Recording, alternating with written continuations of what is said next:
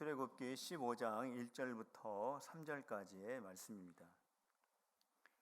이때에 모세와 이스라엘 자손이 이 노래로 여호와께 노래하니 일러스되 내가 여호와를 찬송하리니 그는 높고 영화로우시며 말과 그 탄자를 바다에 던지셨음이로다. 여호와는 나의 힘이요 노래시며 나의 구원이시로다. 그는 나의 하나님이시니 내가 그를 찬송할 것이요 내 아버지의 하나님이시니 내가 그를 높이리로다. 여호와는 용사시니 여호와는 그의 이름이시로다. 아멘. 어떤 왕이 신하와 함께 사냥을 나갔습니다. 그런데 사냥을 하다가 왕이 손가락 하나가 잘라졌습니다. 얼마나 아프겠습니까? 그때 그 모습을 지켜보고 있었던 이 신하가 왕이요, 너무 상심하지 마십시오. 오히려 감사하십시오. 하나님께서는 이 일을 통해서 왕을 선한 길로 인도할 것입니다. 이러한 말을 했습니다. 왕은 지금 손가락이 잘라져 가지고 아파 죽겠는데 이 신하가 왕의 마음도 모르고 이러한 말을 하니까 얼마나 화가 났겠습니까? 그 신하를 당장 사용하지 않은 우물 속에다가 집어 던져버렸습니다. 그런데 이 왕이 그 산중에 있다가 그 아주 흉악한 산적대들에게 붙잡히게 되었습니다. 그래서 이 산적들이 왕을 붙잡아 놓고 이렇게 말합니다. 우리 신에게 이 사람을 제물로 드리자.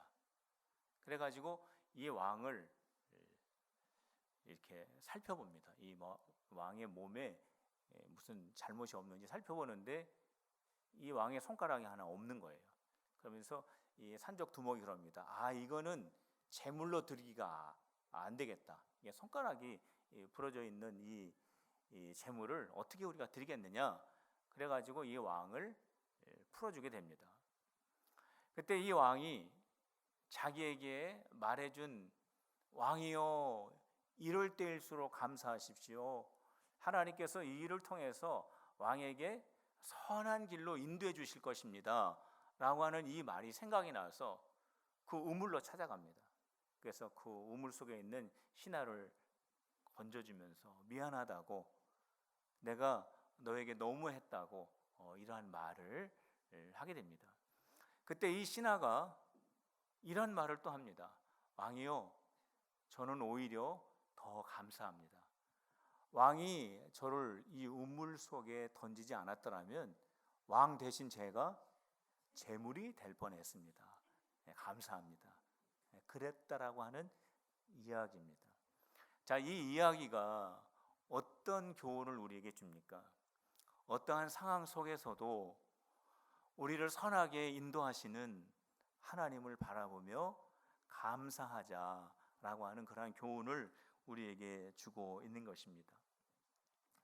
성도 여러분, 우리 하나님께서는 저와 여러분들의 눈물과 슬픔을 변화시켜 기쁨과 춤이 되게 하시는 분이시는 줄로 믿으시기를 바랍니다.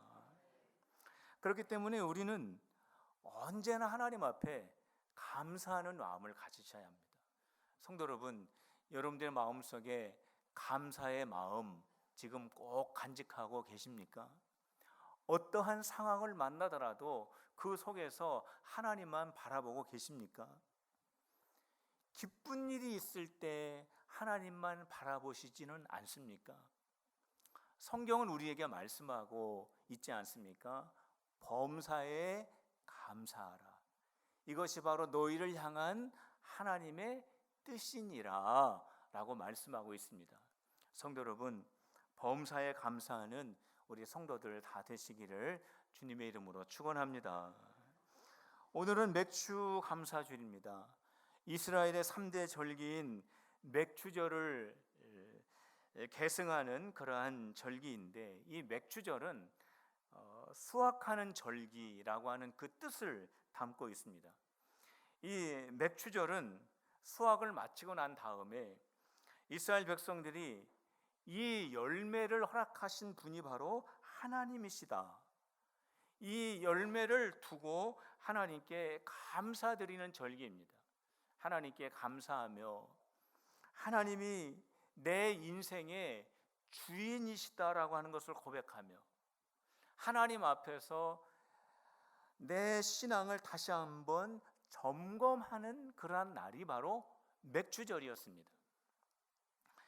전반기를 우리가 마치고 7월 첫 번째 주일에 우리가 맥주 감사 주일을 우리가 하나님 앞에 구별해서 드리고 있는데, 이 맥주 감사 주일을 우리가 하나님 앞에 드리면서 지금까지 우리에게 베풀어 주신 은혜를 감사하며 하나님이 내 삶의 주인이신 것을 다시 한번 고백하며 내 신앙을 하나님 앞에서 다시 점검하는 우리 필그림의 성도들이 다 될 때 하나님의 은혜를 우리가 더 깨닫게 되고 후반기에는 더 많은 감사 하나님 앞에 올려드리게 될 줄로 믿습니다.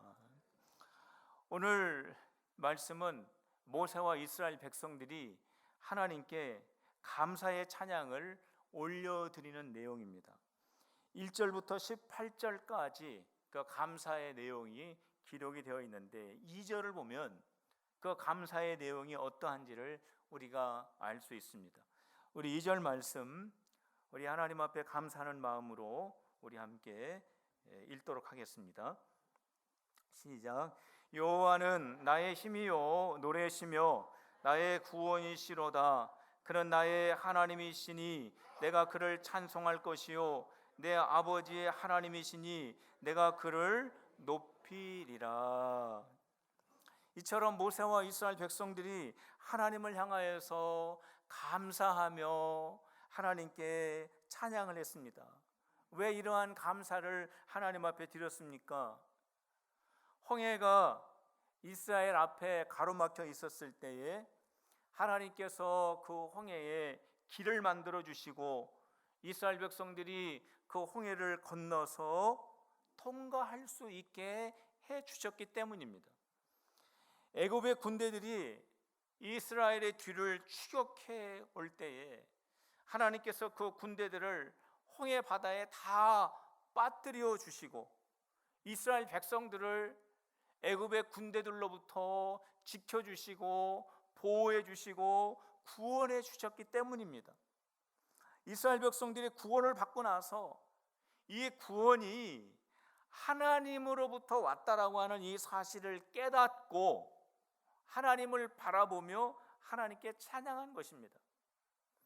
하나님으로부터 받은 은혜를 깨닫는 것 참 중요합니다.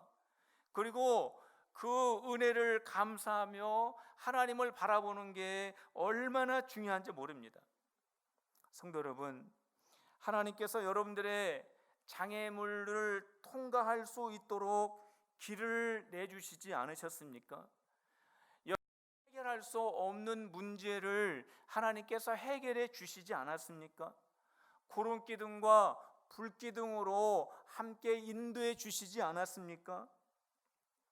질병에서 나와 함께 해주시고 나를 사랑하는 가족들을 늘 곁에 있게 해주시고 나를 위해서 기도하는 성도들을 만나게 해주시고 내가 일할 수 있는 그 생업을 허락하게 해주시고 하나님께서 나에게 믿음을 주시고 천국 소망을 갖게 해주신 것이 바로 하나님이 우리에게 주신 은혜입니다.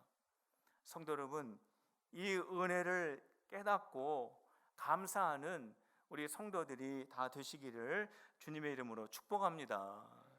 어떤 경우에는 하나님이 이 좋은 은혜를 주셨는데 문제 속에서 우리를 구원하여 주시고 우리의 문제를 하나님께서 해결해 주셨는데 그 은혜 속에 머물러 있으면서 이 은혜는 내가 노력하였기 때문에 얻은 것이라고 생각하고 그 하나님이 주신 은혜 때문에 하나님을 잃어버리며 살아갈 때가 있습니다.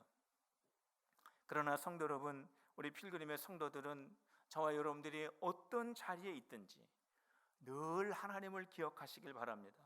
하나님이 나를 여기까지 인도해 주셨고, 하나님이 나를 구원해 주셨고, 하나님이 나와 함께 하시고, 하나님이 나를 선한 길로 앞으로 인도하여 가실 것이다 라고 하는 이 고백의 신앙이 변함없는 우리 성도들이 다 되시기를 주님의 이름으로 축원합니다. 한번 따라해 보시길 바랍니다. 은혜 주신 하나님 감사합니다. 그 감사의 고백을 변함없이 우리의 마음속에 꼭 간직하셔야 됩니다. 이스라엘 백성들이 하나님께 감사의 찬양을 올려드렸는데 우리가 좀 생각해 볼 것이 있습니다. 이스라엘 백성들이 하나님께 감사의 찬양을 올려드렸을 때 정말 하나님을 존경하는 마음을 가지고 감사의 찬양을 올려드렸느냐, 거기에 대해서는 의문입니다. 왜냐하면 이스라엘 백성들이 환경에 따라서 감사하기도 하고 원망하기도 했기 때문에 그렇습니다. 홍해를 건넌 다음에는 하나님께 감사했습니다. 찬양했습니다. 그런데 홍해를 건너기 전에, 홍해가 그들 앞에 가로막고 있었을 때에 그들은 얼마나 불평했는지 모릅니다.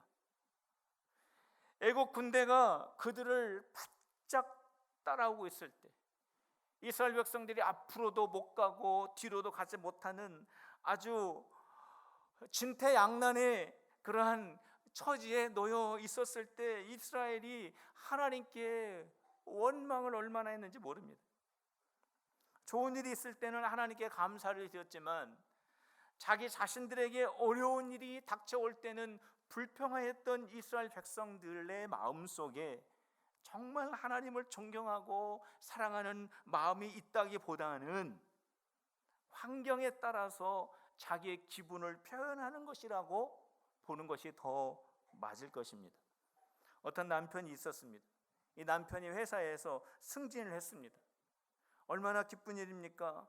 퇴근해서 아내에게 와서 아내에게 감사의 말을 합니다. 당신이 나와 함께 주었기 때문에, 당신이 나에게 도움을 주었기 때문에, 당신이 가정일도 잘하고 자녀들도 잘 보살피고 나에게 용기를 주어서 내가 이렇게 승진하게 되었다고, 고맙다고, 감사하다고 아내에게 이렇게 말을 해 주었습니다. 그런데 조금 지나서 직장에서 어려운 일이 있었습니다. 잘 풀리지 않습니다. 상사로부터 안 좋은 소리를 계속 듣습니다. 퇴근한 남편이 아내에게 와서 당신이 나에게 무슨 도움이 되냐고, 당신이 나에게 도와준 게 뭐냐고, 다른 사람들의 아내들은 참 로비를 잘해가지고 남편들이 승승장구하는데 당신은 왜 아무것도 안 하냐고 하면서 원망을 한다면 그 남편의 마음속에 아내를 정말로 사랑하고 존경하는 마음이 있다라고 말할 수가 있겠습니까? 정말 아내를 사랑한다면 좋을 때나 어려울 때나 그 아내를 존경하고 아끼며 감사할 줄 아는 것이, 그것이 바로 진정으로 사랑하는 것이 아니겠습니까? 이스라엘 백성들이 하나님께 감사의 찬양을 부르고 있지만은 그들이 좋을 때 감사하고 어려울 때 불평한다면 그들의 그 감사는 자기 감정을 하나님 앞에 표현한 것이지 정말로 하나님께 존경하고 하나님을 사랑하는 마음으로 찬양한다라고 말하기가 어렵다라고 하는 것입니다.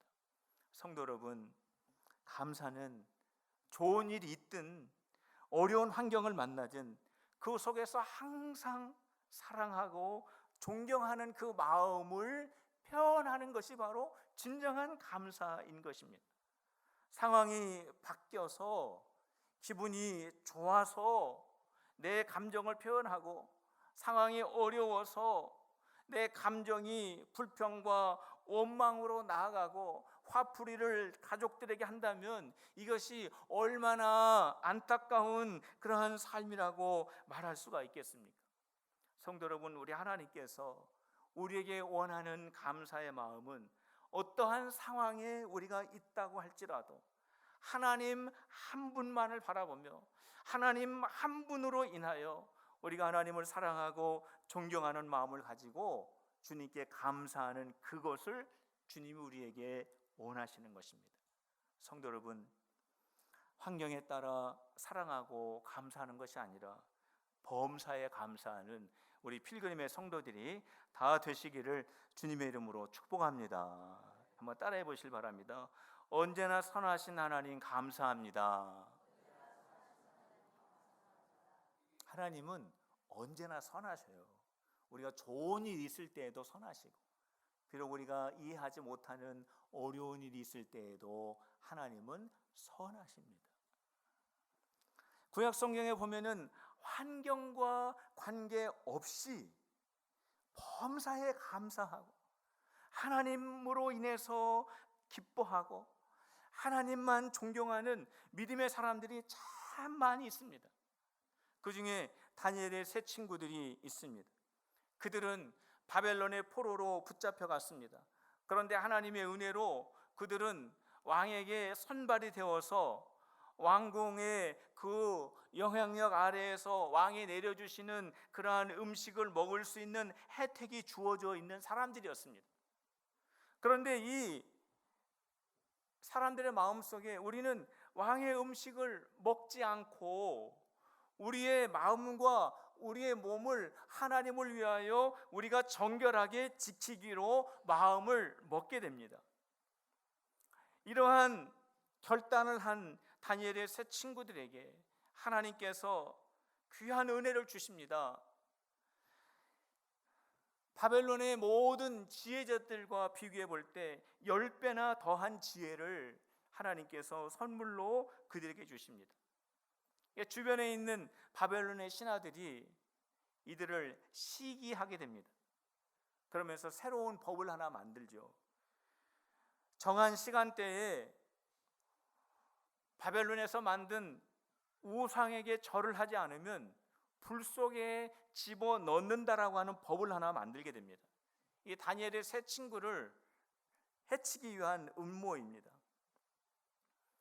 왕이 이 다니엘의 세 친구들에게 말합니다. 지금이라도 늦지 않았으니까 우상에게 절을 해라. 우상에게 절을 하면 너희들의 목숨은 내가 보장해 주겠다. 그러한 왕이 이 다니엘의 세 친구들에게 말을 합니다. 이때 그들이 이러한 말을 하죠. 왕이요, 우리가 저 불 속에 들어간다고 할지라도 하나님께서는 우리를 그 불 속에서 충분히 건져내실 수 있는 분이십니다. 이러한 말을 합니다. 그리고 여기에 한마디를 덧붙입니다. 이 말이 지금도 우리에게 큰 도전이 되는 그런 말씀 아닙니까? 왕이요, 하나님께서 우리를 저 불 속에서 건져내시지 않는다라고 할지라도 우리는 우상에게 절할 수 없습니다. 우리는 오직 하나님만 바라보며 오직 하나님을 존경하고 사랑하며 하나님을 섬기겠습니다. 하나님이 그렇게 하시지 않을지라도 우리는 우상에게 절할 수 없습니다.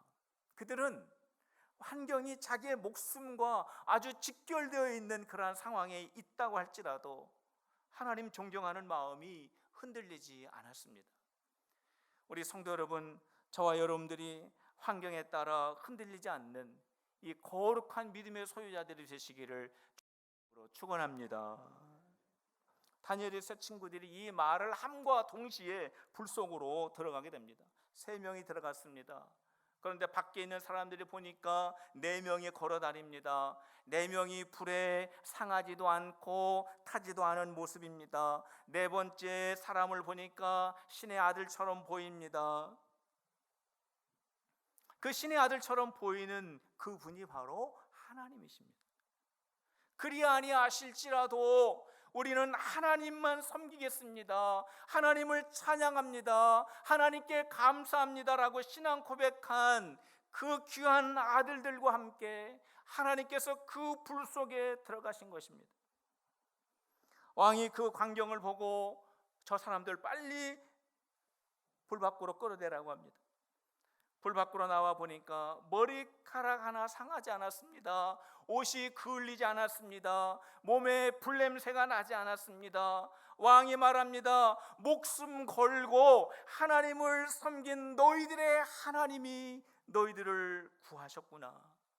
앞으로 이들이 섬기는 하나님을 경홀히 여기는 자는 내가 큰 벌을 내릴 것이다 라는 그런 선포까지 하게 됩니다. 다니엘의 세 친구들이 어려운 환경 만났다고 불평하였다면 불 속에서 건지시는 하나님을 경험할 수 있었을까요?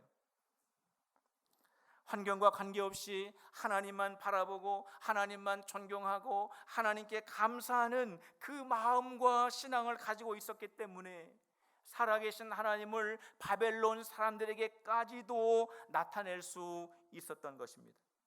성도 여러분, 환경 때문에 감사하고 환경 때문에 낙심하는 것이 아니라 범사에 우리 하나님께 감사하는 성도들이 다 되시기를 주님의 이름으로 축복합니다. 한번 따라해 보시길 바랍니다. 범사에 감사하자. 우리가 범사에 감사하면 하나님께서 범사에 만나게 되시는 은혜를 주실 줄로 믿으시기를 바랍니다. 우리가 기쁠 때 감사하고 우리가 어려울 때 감사하면 우리 하나님께서 우리가 힘들고 어려울 때에도 은혜의 주님으로 만나게 될 줄로 믿으시기를 바랍니다. 오늘 그 은혜가 우리 모두에게 있으시기를 주님의 이름으로 축복합니다. 우리 이어서 우리 주님의 성찬에